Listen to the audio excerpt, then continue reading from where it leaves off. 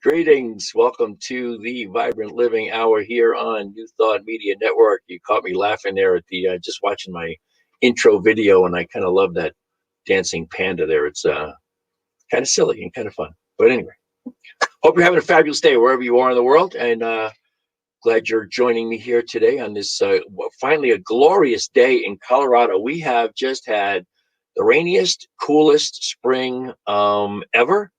Or at least as far as I can remember. And it's just a beautiful sunshiny day today. I think it's about 80 degrees outside. It's absolutely lovely. Hope the same can be said for wherever you are today. Yeah, the I think maybe the first thing that I'm going to start with today is maybe the health update, the back update, because I think it's important because it's amazing to me what one can do if you're proactive, if you're prepared, if you know what to do to make things better in your life. I'm gonna the glasses off and on because the glare drives me crazy. But so those of you who have been watching know that I have been having issues with degenerative disc disease in the discs of my lower spine. I've been experiencing some sciatica, and I've been working on it with from all the perspectives I know, mentally, emotionally, spiritually, and physically. I have been meditating every single day on the discs of my spine, loving them, absolutely loving them, and picturing them regenerating and rehydrating. I am absolutely focused on making sure that I just eliminate any sense of irritation, agitation, or in particular inflammation with my sciatic nerves. My sciatic nerve thing seems to go back and forth from left to right. Right now it's on the left. It started on the left 2 years ago. But I have to be really, really clear that it's not pain anymore. It's kind of just it's a nagging sense that it's there. I wish I didn't have any cognition that it's there at all, but I'm aware that my sciatic nerve is there, and it's not exactly as good as it could be, but it is 90% better than it was 4 or 5 months ago. So I want to stress that I am doing lots of meditation, as I just said, lots of focus on loving my body. Loving my body. And those are not the only issues I'm dealing with. There are other things in the body that you get to be 70 years old and everything isn't as perfect as it was when you were 20 years old. What's the joke that I keep hearing, that it was more fun being in your 20s in the 70s than it is being in your 70s in the 20s?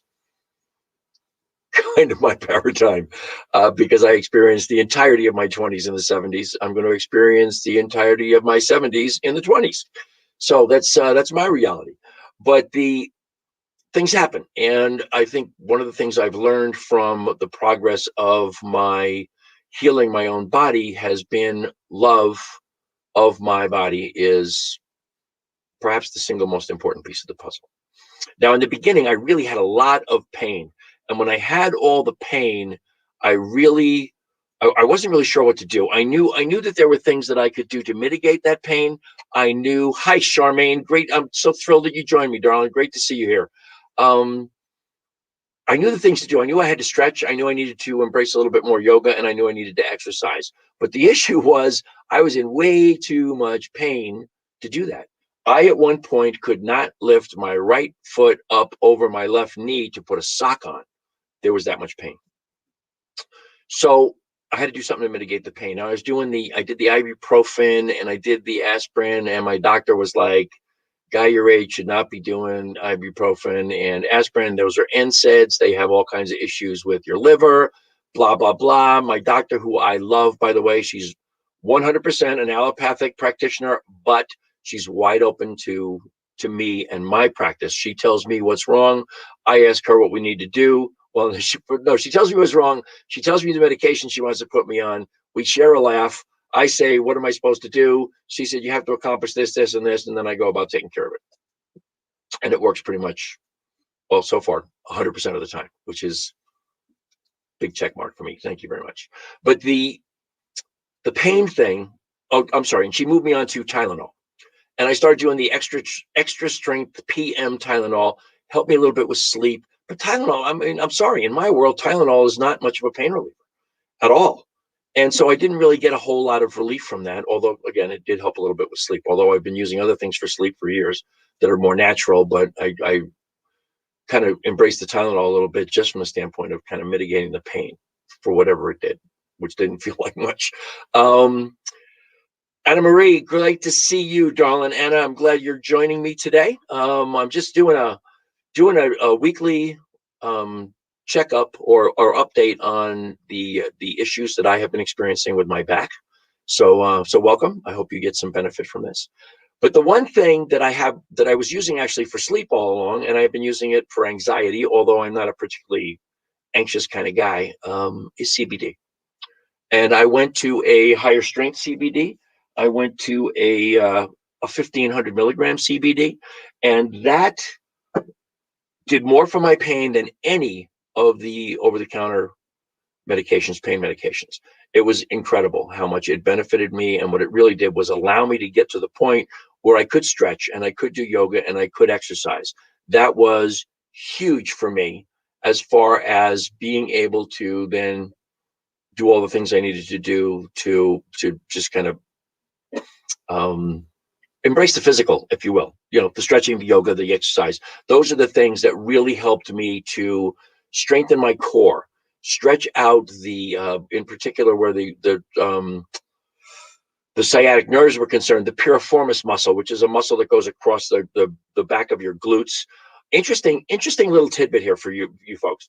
If you've got sciatic pain or you've got just kind of general discomfort back there, a lot of it can be what's known as piriformis syndrome, which just means basically your piriformis is too tight. You need to stretch that.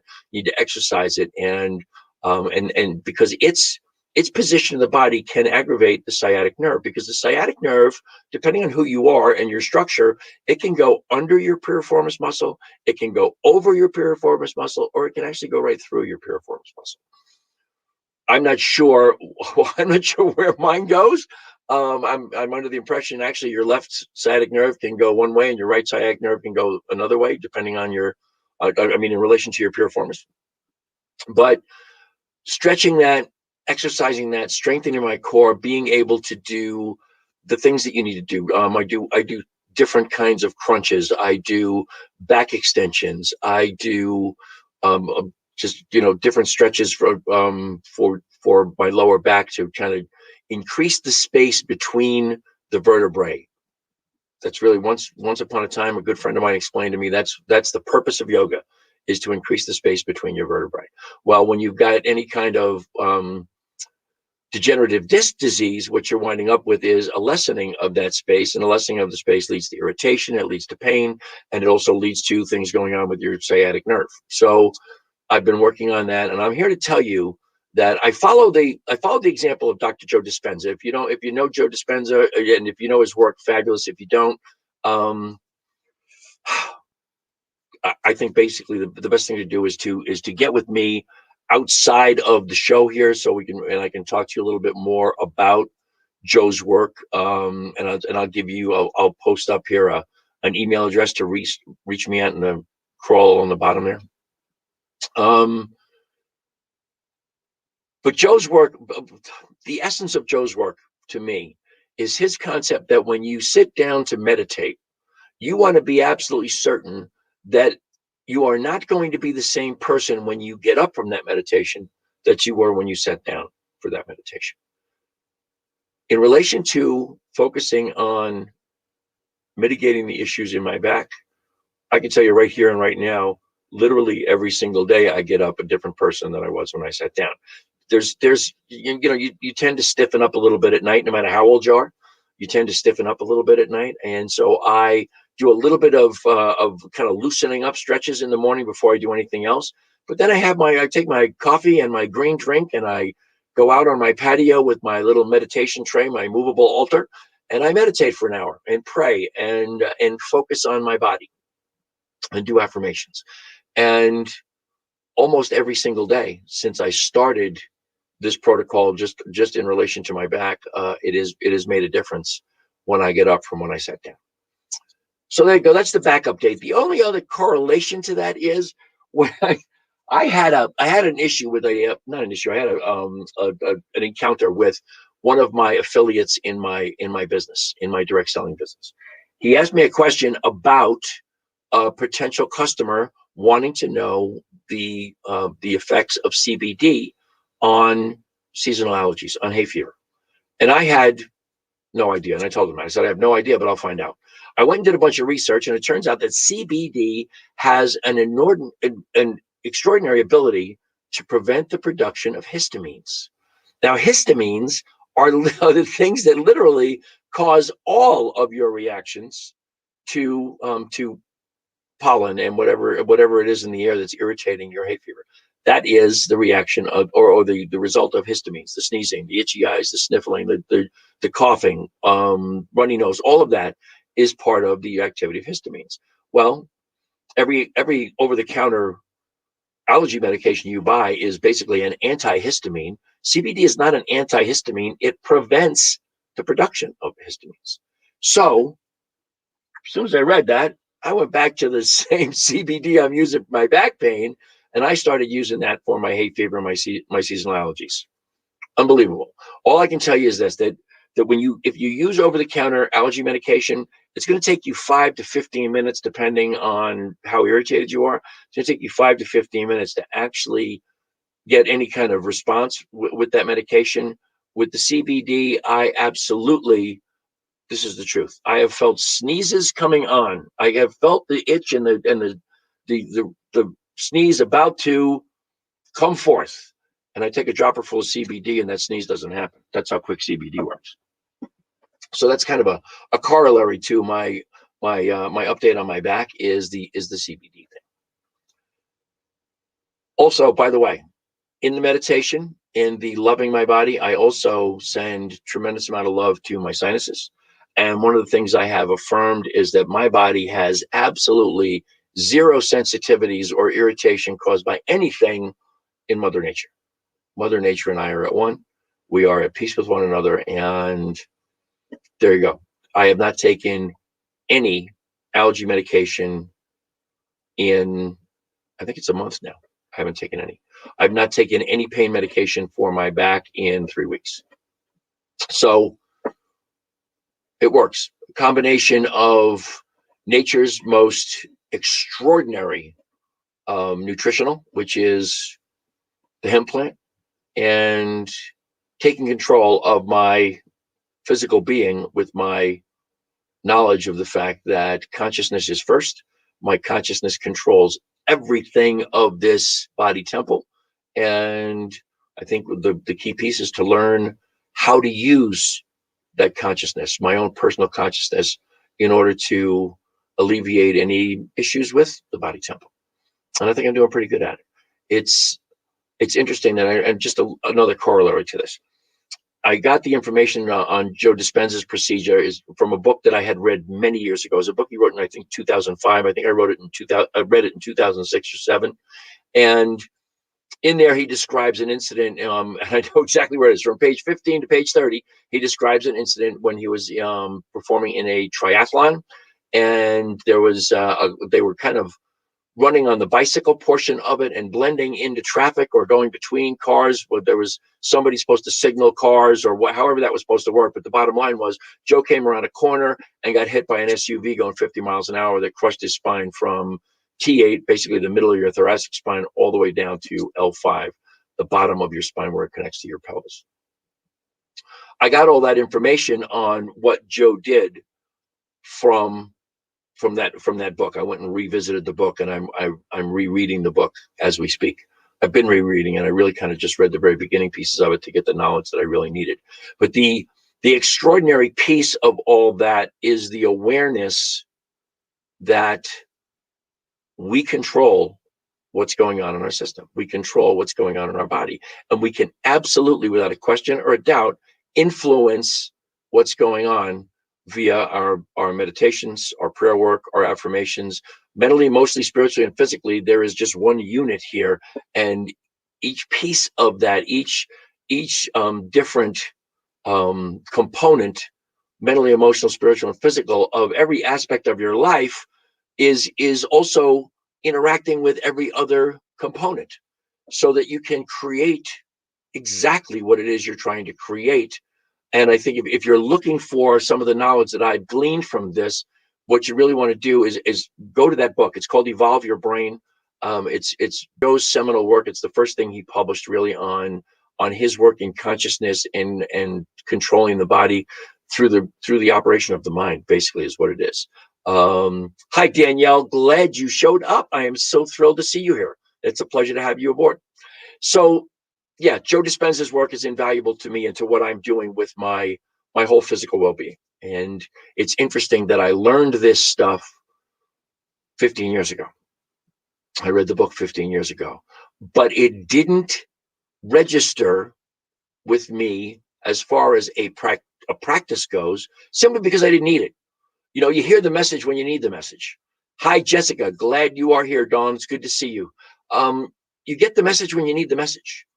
It's kind of used to joke with a friend of mine who would at our spiritual community, he would kind of at the beginning of every service, he would repeat the same message from last week about different facilities and stuff in the community and blah, blah, blah, blah, blah. And the joke was, you could repeat that 1,000 times to the same person over and over and over again. They don't hear it until the day all of a sudden they need it, and then all of it strikes them like a lightning bolt, like they never heard it before. Well, that's what I've experienced here with Joe Dispenza's book, with Evolve Your Brain, which I read it so many years ago, and I've read since then whatever 3 or 4 of his other books, and the latest of which was Becoming Supernatural. I've only read half of that actually, but I will get back to that because all of his work has kind of a compound effect. It builds on itself. Dr. Joe Dispenza, look him up, find his books, find his work. Years ago, there was a woman who commented on a post I did on Facebook today, a lady by the name of Fabiola, and Fabiola listened to my radio show that I did in 2008 to 2013. It's kind of the original podcast. I always kind of look back at it and say, wow, we were just ahead of our time. But I interviewed Joe Dispenza, Dr. Joe Dispenza, on that radio show. And he's someone I've had dinner with a couple of times long before he became famous. I'm not sure he even remember who I am now, now that he's a big shot. But anyway, his work is monumentally important if you want to learn how to take control of your body. You know, that's enough. I guess that's enough on that. Just follow Joe's work and you will learn a lot about how much you're in control. You are not in. One more piece. Part of Joe's work is in epigenetics, and in the science of epigenetics, what we have discovered is you are not at the total. What's the word? You're not a victim of your DNA. You are not totally subject to your DNA. You absolutely have control via mental, emotional, spiritual, and physical, and in particular, nutritional, exercise, all the things that you can do to benefit your body, to be a beneficial consciousness for your body. All of those things will influence how your DNA expresses, what genes express.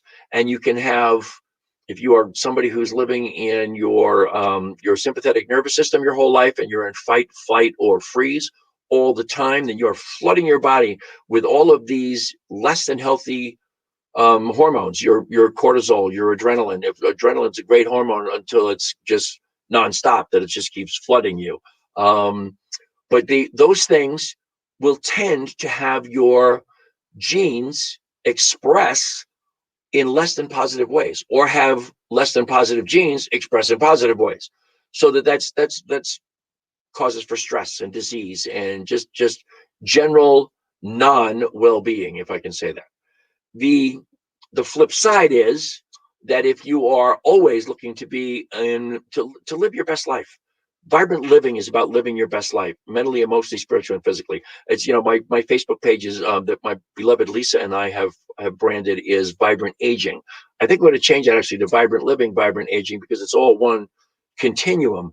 But you absolutely have to bring in the most positive energy you can. And that's not just by means of prayer and meditation. It's by means of nutrition. It's by means of what your health, your health in so many ways, guys, begins and ends with what you put in your mouth. So if you're putting good food in your mouth, then you're going to express your genetics, your DNA in the most positive ways. If you're putting compromised food in your mouth, you're going to have compromised health because you're going to have compromised expression of your genetics. So that's another piece of Joe's work. The epigenetics thing is relatively new science. Epigenetics to me speaks in the same realm. You know what? It speaks in the same realm of CBD. CBD was discovered in the early 1990s, and it was discovered as a direct result of studies done on the effects of THC, tetrahydrocannabinol, which is the psychoactive portion of the cannabis plant, and there's Fabiola. I'm so glad you joined me, darling. It's great to see you here. What was I just saying? It is the part of the cannabis plant that gives you the psychoactive effect that gets you high. That's tetrahydrocannabinol, or THC. That was discovered, but the studies in 1991 led to, or 1992, the early 1990s, led to the discovery of the endocannabinoid system. Very simply, it's a complex system of receptors in literally every single cell of our body, so that your entire body is waiting for this plant nutritional to influence the cells of our bodies, and basically every single system of our bodies. Now, what I always talk about is the fact that was discovered, this whole entire system, receptors on every single cell of your body, not discovered till the early 1990s. The science is less than 30 years old, and the science just keeps getting bigger and bigger and bigger and bigger. Well, the same thing is true with epigenetics. Epigenetics is a relatively new science. I think it's actually newer than the discovery of the endocannabinoid system. I should actually look that up and know that for a fact. But, excuse me, it just goes to show us how little we truly know about the human body. It is truly the most genius structure in the universe, but so is almost every other living creature. So it's really, really fascinating to pay attention to the latest proven science. I'm a science guy, and I'm just, and I'm not going to go there. Never mind. I believe in science. I don't believe in opinions as science. I don't believe in politics as science. I believe in science as science. The only thing that disproves good science is better science, not baloney.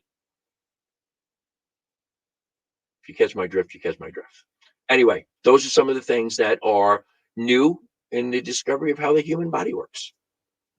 And I think it's imperative that we pay attention to those things, and take the good science and make use of it. And the good science, the epigenetics is really big, deep science. The endocannabinoid system in CBD is not big, deep science. It is really very simple and very easy to understand. Every cell of your body is waiting for the introduction of cannabinoids to benefit the different systems of your body. That's another whole workshop, as a friend of mine would say. So that's that piece. That started out as the update on my back, and here we are. I have a tendency to go there and to do those kinds of things, but that's who I am. That's what I do. It's what keeps me in a great mood. It's what keeps me positive and upbeat. The opposite of depression is expression. And I am committed to courageously and outrageously expressing myself in all the realms I have available to me. And I am so grateful to New Thought Media Network to have given me the opportunity to come back onto, this isn't the airwaves, is it? This is something altogether different. But to be back and give me the ability to outrageously and courageously express. And I hope that's what I'm doing. And I hope each and every one of you get some benefit from it. I'm just so immensely grateful just to have your presence, have your time and your attention. So where else are we going here today? I want to touch base on something I just briefly touched base on last week, and I just want to reiterate this. Very simple. I absolutely believe that 24/7, 365, the universe is inviting each and every one of us to be more. Not to be bigger, not to be better, just to be more. And I want you to just stop and think about that. And by the way, when you accept the invitation to be more, when something presents itself to you where you go, wow, this is my opportunity to be more than I was yesterday, when you accept that invitation, you instantaneously, you're more right then and there. But it sets you on the path to then explore what that is. And you have to be absolutely wide open. You have to be prepared to let go of what you must let go of and to embrace what you must embrace. And if we stay attached to the things that we're supposed to let go of, we will never, ever, ever get what we desire or what we deserve. Ever. And too often we have all the signals. We get all the right information from intuitively, from our meditations, from our prayer work, from whatever it is. We get the signals. Let this go. Let him go. Let her go. Let that go. And we don't. We cling to it. As Ram Dass says, we suffer because we cling to that which changes. Well, guess what? Nothing changes for the better if we continue to cling. So that was part of that message of that invitation. There's a boy, you know what? And I have to make a mental note. There's a great, I don't know if you're familiar with the writer Oriah Mountain Dreamer, but she wrote a book called The Invitation. There's a great, it's not really a poem, but I guess it is a poem that introduces the book. She did another one called The Dance and the Call. All three books I read many years ago. They are just fabulous books. Oriah Mountain Dreamer. You can't go wrong reading her stuff. Trust me. Another thing that occurred to me last week, we talk about all the time, we talk in terms of believe that you receive and you will have it, and you have to picture what it is you want, and you have to embrace the fact that it's already yours. Everything in the universe is twice created, once in mind and then in reality. And if you learn the techniques of visualizing what it is you truly desire in the world, that is how you bring it through to manifestation. It's actually, I always kind of joke about it as the coagulation of thought. Your manifestations, the things that you want in the world, the things that have come to you, the great gifts that you enjoy in the world, those are just simply the coagulations of thoughts you've had somewhere along the line. And by the way, they're not always good things. Sometimes we manage to coagulate stuff that we should have left outside somewhere, that we should have dismissed it immediately when we started thinking about it. If you dwell on things that you don't want, what that really is praying, or worrying about those things. That's praying for what you really, really, really, really don't want, and you will manifest it. Another reason to stay positive. I mention this book all the time. Most of you have never heard of this guy. His name is Peter McWilliams. Peter McWilliams wrote a book many, many years ago called "You Cannot Afford the Luxury of a Negative Thought." I keep meaning to bring that book on, and I don't bring it on. But that's another great book to read as far as keeping yourself positive, keeping yourself in a mindset where your brain is flooding your body with endorphins, with serotonin and oxytocin, and always making you feel good. And my favorite hormone, anandamide. Anandamide comes, you actually get anandamide from dark chocolate, but anandamide is called the bliss hormone because it makes you happy. It simply makes you happy. It's actually named after I don't know if it's a mythical or a whatever person, Ananda. Ananda was the holder of the Buddha's teachings, the most knowledgeable of the Buddha's teachings. And so Ananda, and Ananda literally means, in Sanskrit, it means bliss. So anandamide is the bliss hormone, makes you feel good, makes you feel great. That's all part and parcel of good thoughts, good nutrition, good exercise, good meditations, all of those things that help me to be a better human being today than I was, 2 hours ago. All of those things are flooding me with those positive hormones, those positive brain chemicals and again, if you go back to Joe Dispenza's work, what that really does is your body then gets to act as your subconscious mind, because your brain feeds your body these chemicals, and your body says, and by the way, it doesn't matter if the chemicals are cortisol or serotonin. Your body says back to your brain, if you want us to continue to feel this way, send more of those chemicals, and your brain responds. So first of all, you feel what you think, but then you think what you feel, because it's a loop.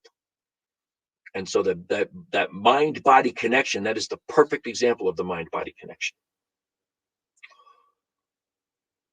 Aristotle famously said that we are what we repeatedly do. So excellence then is not an act, it's a habit. And guess what? That applies to everything. We are what we repeatedly do with nutrition. We are what we repeatedly do with exercise, with our meditations, with our prayer work, with all of those things that are positive aspects of becoming that next highest vision of you. All of those things contribute to everything just being a habit. So that exercise is not an act. It's not today's thing. Exercise is a habit. Exercise is however many days you do it. You know what? You can have an exercise routine. Your habit can be 3 days a week, or your habit can be 5 days a week or 7 days a week. Whatever your habit is, you will become what you repeatedly do. You will be in better shape. You will feel better. You will be healthier. You will live longer, and you will embrace my new favorite expression, compressed morbidity. I'm going to have a sip of water. I can feel myself drying out here. I'm kind of ranting today, aren't I? A little bit, not so much a podcast as a giant rant.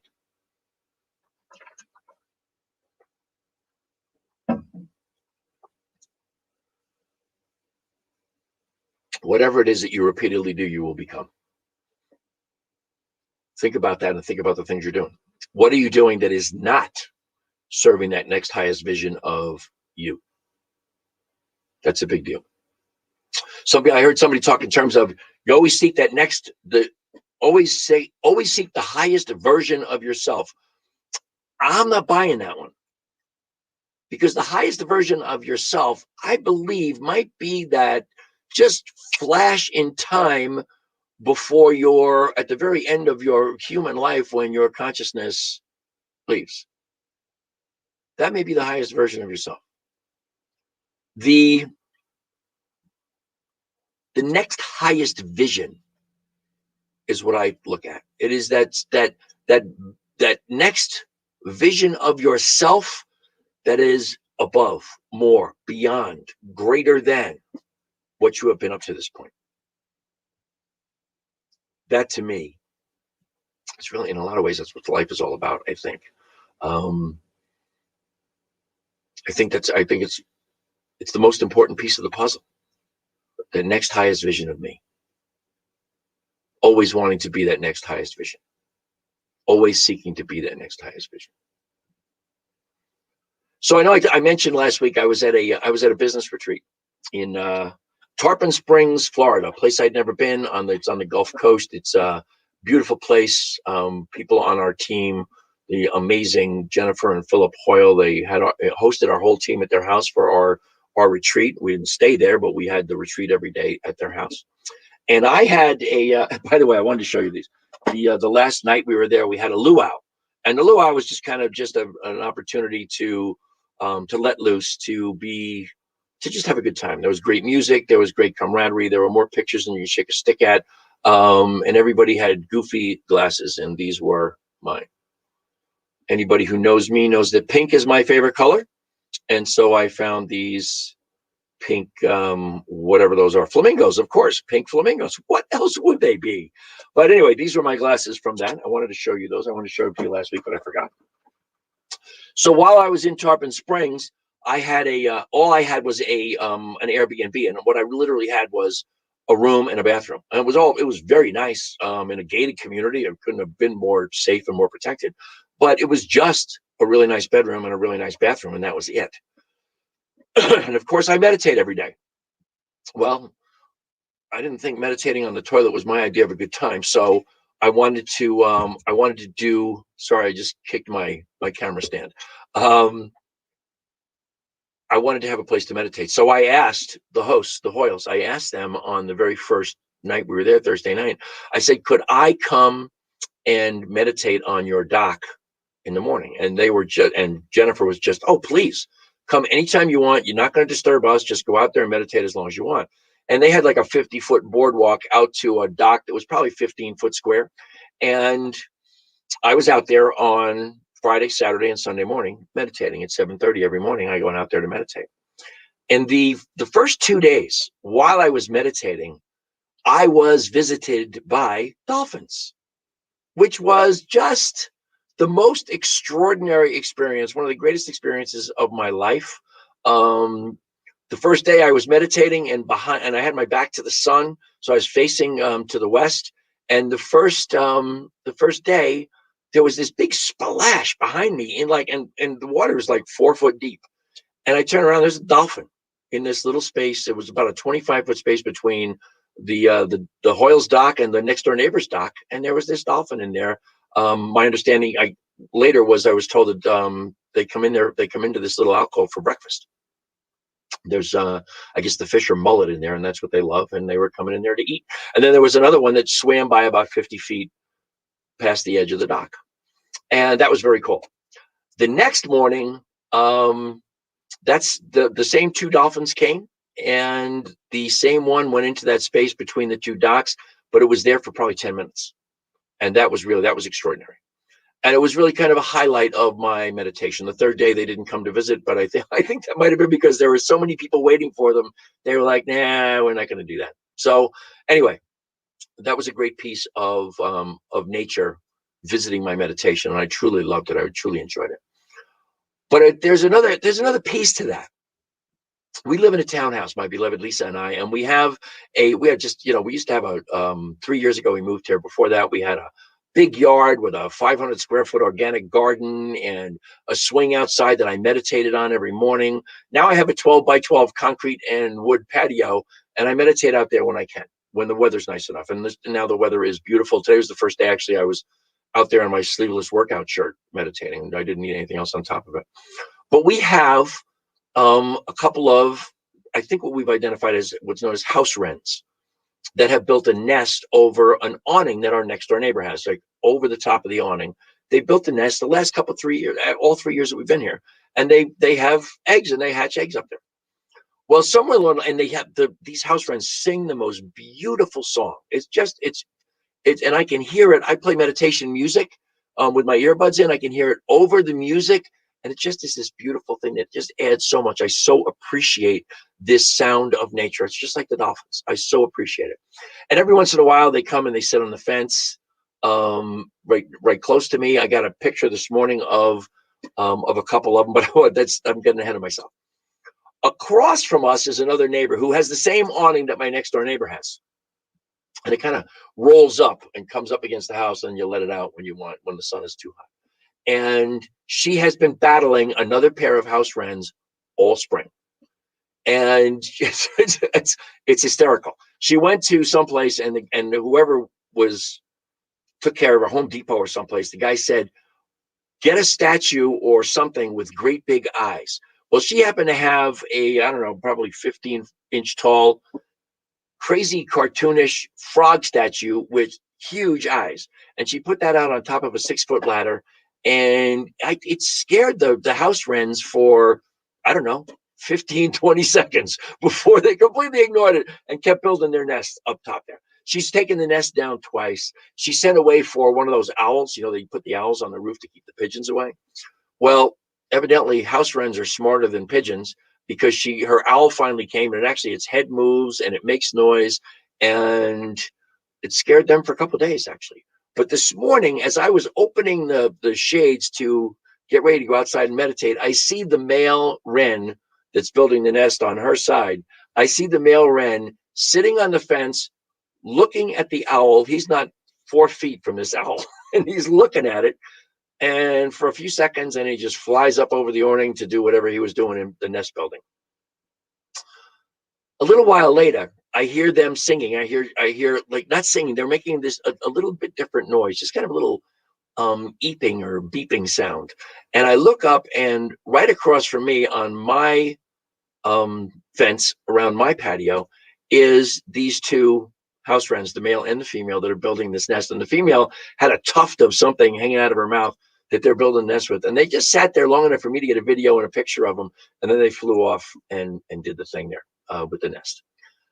And I have, by the way, in the past, back at the old house, I once was sitting on my swing meditating, and it was colder outside. I have a black fleece hooded robe that I can wear outside. Well, I could when I was younger. Now I'm a little bit more sensitive to the cold, but I could wear it outside to meditate. When it was 20 degrees outside, I would go out and meditate. I used to meditate in the snow with this thing on. And I was out there one morning in the wintertime, all bundled up. I had my hood up, and a robin landed on my head and sat there for, I don't know, 30 seconds um, while I was meditating, which was an interesting piece. But I love the fact that nature seems to know.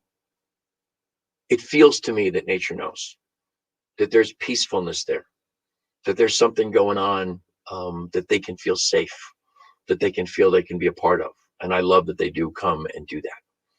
But the other thing that I really love is the persistence of these house wrens. As I mentioned, my neighbor took down their nest twice. And the last time was just, was it yesterday, the day before? They're back up there building it again this morning. They are persistent. Mother Nature is persistent.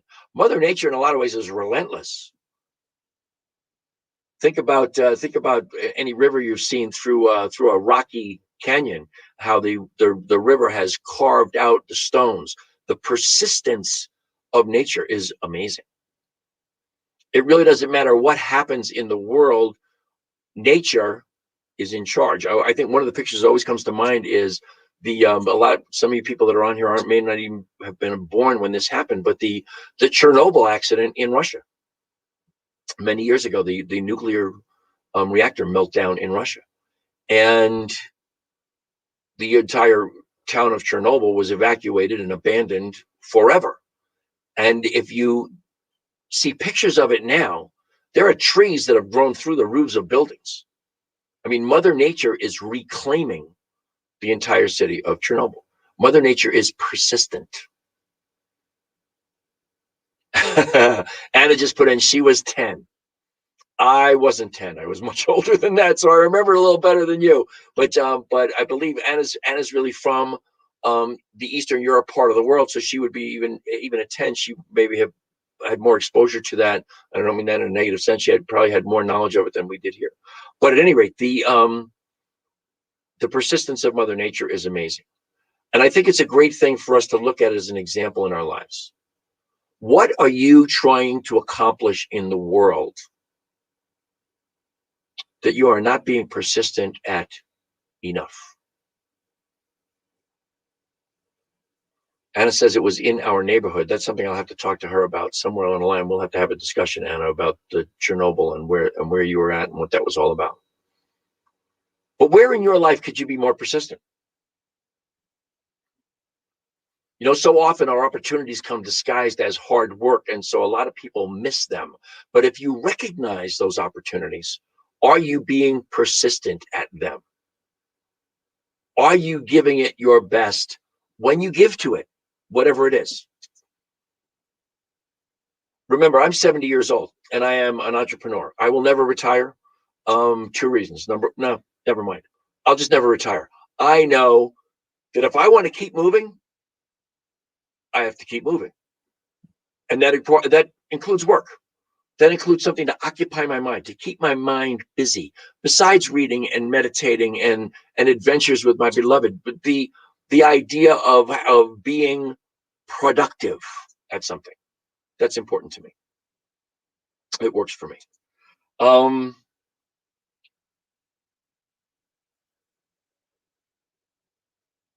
When you decide you want to do something, not only you have to make the decision to do it, you have to be persistent. I love. I don't know if you're familiar with the great quote from Wolfgang von Goethe, who said, "Whatever you can do or believe you can, begin it.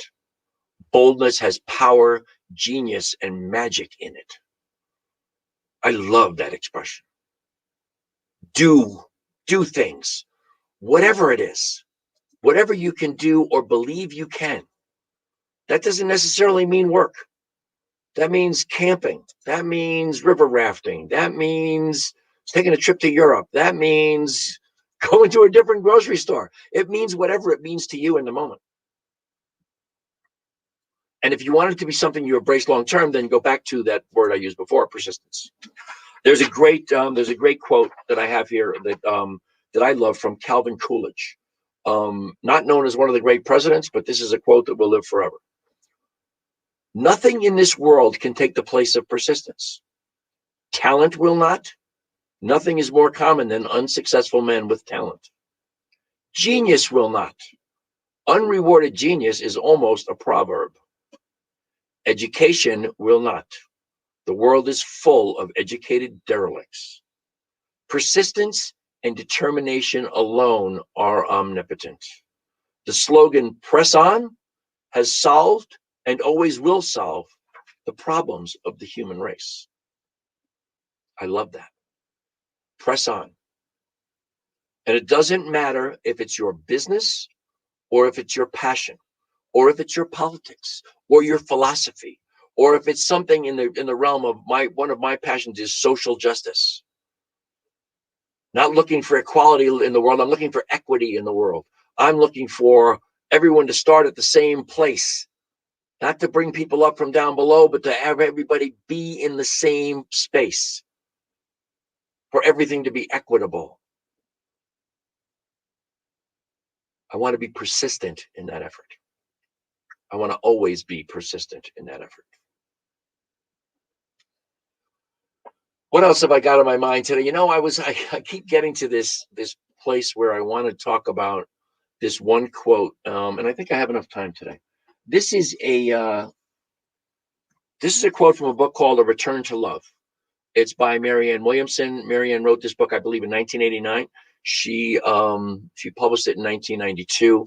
I've read it twice. It is she has a world famous quote in here that in my book, the sticky note flag at the top. I don't know if you can see that little sticky note flag at the top there, little yellow thing.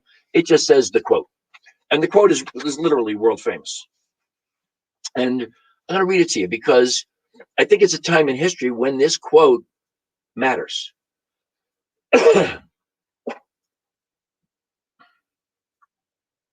Our deepest fear is not that we are inadequate. Our deepest fear is that we are powerful beyond measure. It is our light, not our darkness, that most frightens us. We ask ourselves, who am I to be brilliant, gorgeous, talented, fabulous?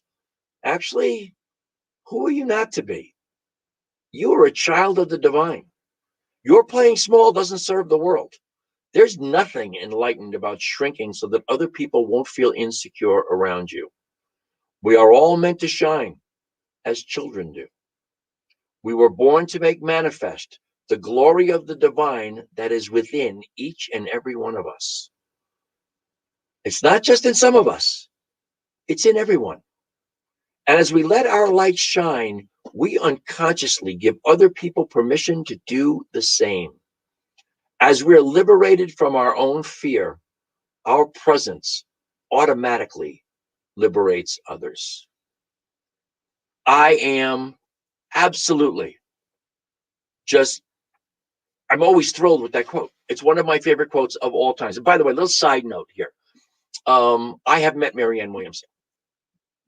Marianne used to come to our spiritual community about every 18 months, and two trips in a row, I picked her up at the airport. I drove her to her hotel. I took her from the hotel back to our spiritual community and then back to her hotel at the end of the night. So all told, over those 2 trips, I spent about 2 hours or 2.5 hours, just me and Marianne. And she was very, very engaging. And we had a great conversation. In fact, once upon a time, she promised me twice, actually, that she would do my radio show with me, that I could interview her on my internet radio show back then.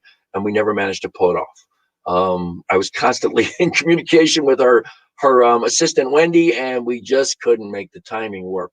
But anyway, there was a rumor out many years ago, and all kinds of crazy people start this kind of crap. But they said that quote was not Marianne's originally. That was from Nelson Mandela. That he said that in a speech as maybe before he was elected president, or maybe just after he was elected president. After he was elected president, I believe. And the interesting piece is, I said to Marianne, I have got to ask you this question. I've heard a million times that this is a quote from Nelson Mandela. I want to know, is that where it came from? She said, absolutely not. In fact, Nelson Mandela never, ever, ever spoke those words. Now, Nelson, if you look at Nelson Mandela's speeches, he did actually say something similar. But when Marianne wrote this book and wrote that quote, Nelson Mandela was still in jail. He was still in prison. So he didn't have anything to do with this quote. But anyway, I love this quote because it talks about, it actually goes back to something biblical to me about not keeping your light under a bushel. You need to shine your light. We all need to shine our light. We are meant to shine as children do.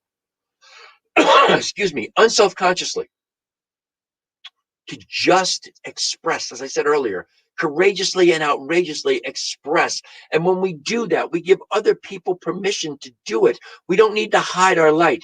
We don't need to be facilitating them hiding their light. We need to give people the opportunity to feel comfortable shining that light. Now, that's the most famous quote. Now, further down the page is a piece that I love.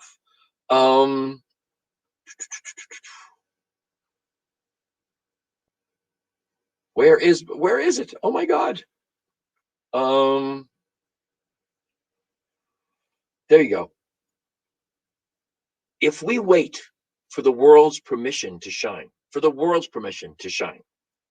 we will never receive it. The ego doesn't give that permission. Only the divine does.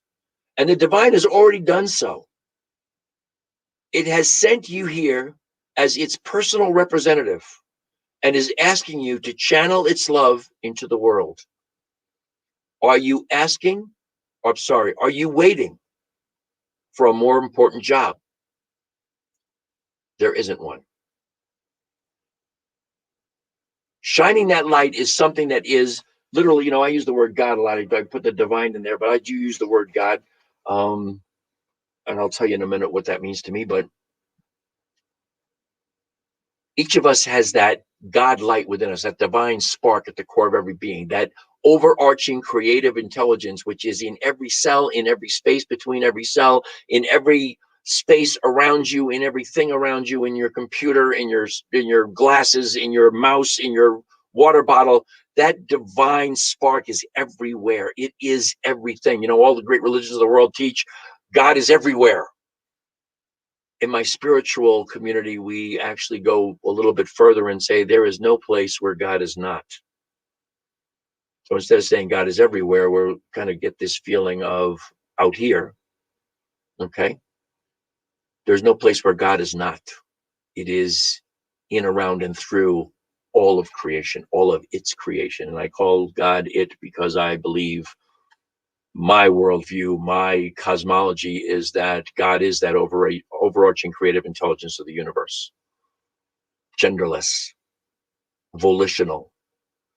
When we say God is love, what we truly mean is that God is just a creative intelligence and it loves what it does. So everything that it does is a creation of love. It's another story altogether. I did want to put this piece in around God. I grew up in the Catholic tradition. For my own reasons, I separated from that tradition over 50 years ago when I was 18 years old. I walked away and I never looked back. I have been to Catholic churches for services for a couple of weddings and a couple of funerals, and that's about it. Otherwise, I don't go. I don't have any reason to go. And I know lots of people in the spiritual world who grew up in the Judeo-Christian traditions, and a lot of those people have a lot of baggage with God. I have a friend who's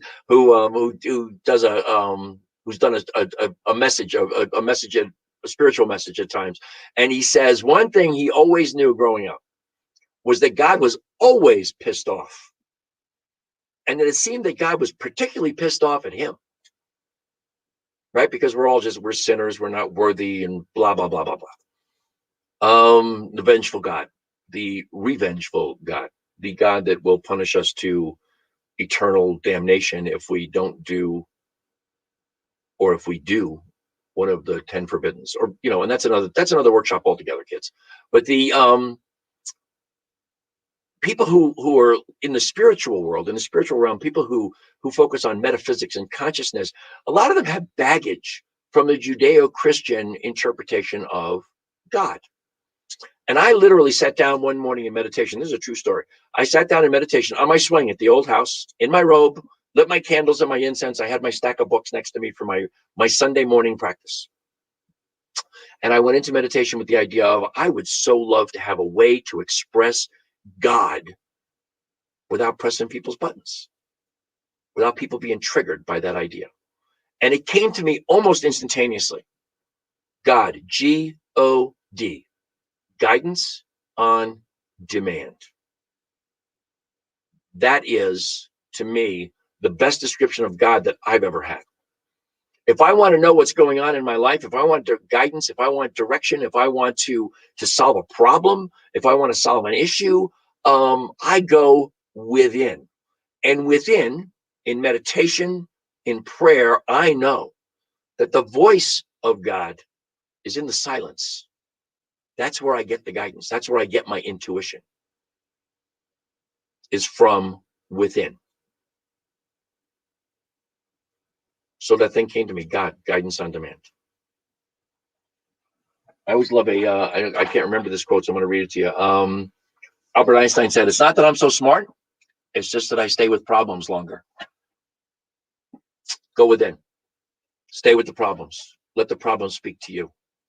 I want you guys to know here, I need to put some things up here. There's my, this is, please, we are a nonprofit organization, the New Thought Media Network. So please, if you're so inclined, if you like what we're doing, if you like my show, if you like other shows that you're watching on the network, please go to ntmedia.org, click on donate, and just throw us some money. We don't, and literally every single penny counts. We don't care. We need the support, and we would love to have your support in every way possible. Also, that banner down there across the bottom is my Facebook page, Vibrant Aging. You can go there and you can find me and my beloved Lisa there, and we'll be glad to talk to you about anything and everything spiritual or whatever you want to know around vibrant living and vibrant aging. There's another space right there. There's another email address, is teamrockitnow@gmail.com. You can go there if you want to know anything about the products that I carry. All the products that I talk about on this show, by the way, are products that I use. I use them because they work. And when I know they work and I know that they are benefiting me and that they can benefit lots of other people, I absolutely make myself a representative. So you can get any of those products from me. I'll be glad to sell them to you. Obviously, I'll be glad to sell them to you. So that's pretty much all I've got for you for this week's episode of the Vibrant Living Hour. I hope you enjoyed this. As always, I'm beyond immensely grateful for the incredible gift of your time and your attention. It means so very, very much to me. I wish you all the love and all the blessings that the universe has to offer. I hope you will join us next week, every Thursday, 3:00 Mountain Time, right here on New Thought Media Network, the Vibrant Living Hour. Until the next time, thank you and namaste.